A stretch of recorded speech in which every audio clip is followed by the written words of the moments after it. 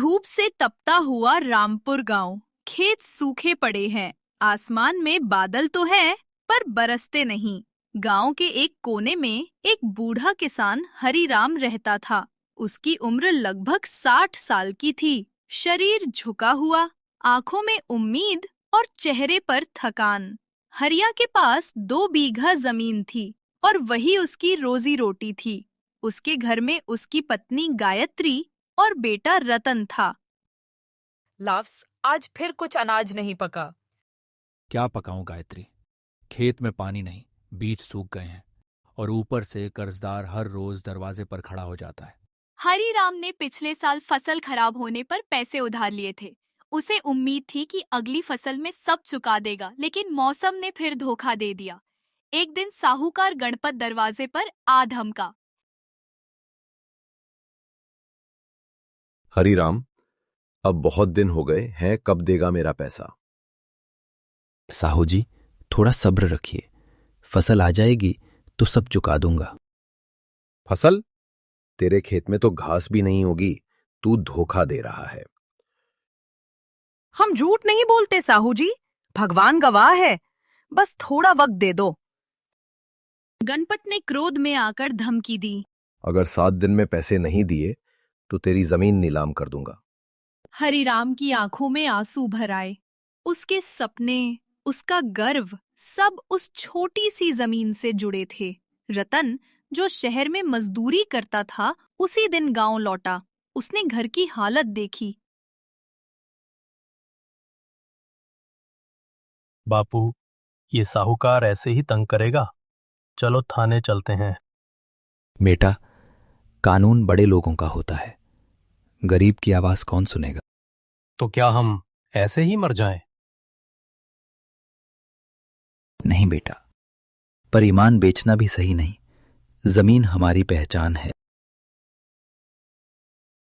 रतन के अंदर आग जलने लगी। उसने तय किया कि वो कुछ करेगा।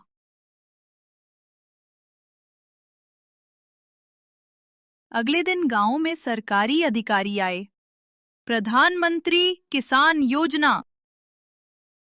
जो किसान सूखे से परेशान है वो फॉर्म भरे, सरकार मदद करेगी। हरिराम और रतन ने भी फॉर्म भर दिया। कुछ दिन तक इंतजार हुआ। हरिराम रोज पंचायत के चक्कर लगाता, लेकिन कोई जवाब नहीं मिला। शायद भगवान ने हमें भूल ही गया है गायत्री। नहीं जी, भगवान देर करता है पर अंधेर नहीं। एक दिन गांव में नई अफसर नीता सिंह आईं। वो सच्ची और दयालु महिला थी। उन्होंने हरिराम के खेत देखे और उसकी हालत समझी। चाचा, आपने आवेदन दिया था? हाँ बिटिया, लेकिन अब तक कुछ नहीं हुआ। अब होगा, मैं खुद देखती हूँ। नीता ने जांच शुरू की।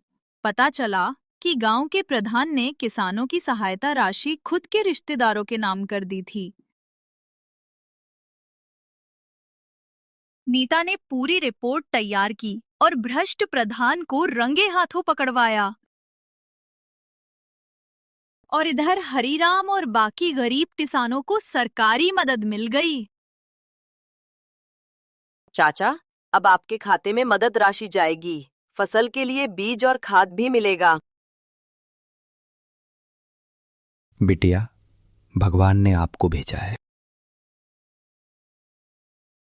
रतन खुश था। उसने तुरंत खेत की तैयारी शुरू की।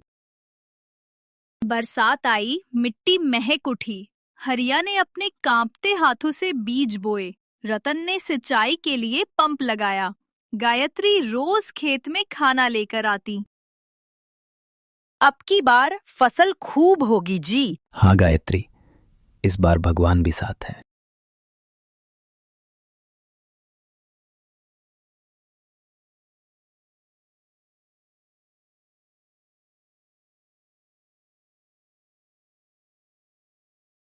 लेकिन अचानक एक तूफान आया। कई खेतों में फसल गिर गई। हरिराम फिर डर गया। हे भगवान, फिर मत छीनो हमारी मेहनत का फल।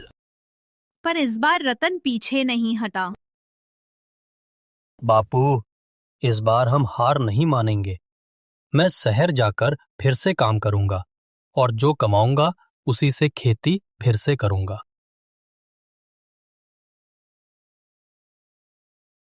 कुछ महीनों बाद रतन पैसे लेकर लौटा। उसने नए बीज खरीदे और खेत को फिर से तैयार किया। इस बार मौसम ने भी साथ दिया।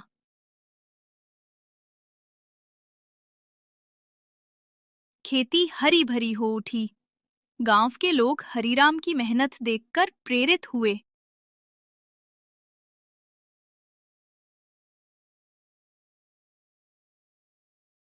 हरिराम चाचा, आपने तो कमाल कर दिया।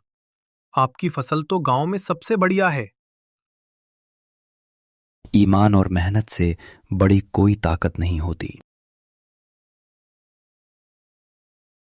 फसल काटते वक्त हरीराम की आंखों में आंसू थे, मगर इस बार खुशी के।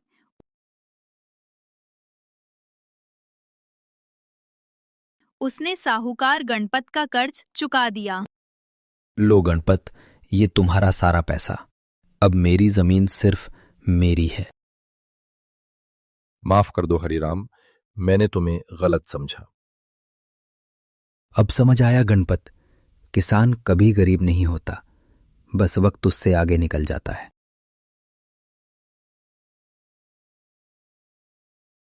गांव में हरिया का नाम मेहनती किसान के रूप में लिया जाने लगा। नीता मैडम ने हरिया को राज्य स्तर पर उत्कृष्ट किसान सम्मान दिलवाया।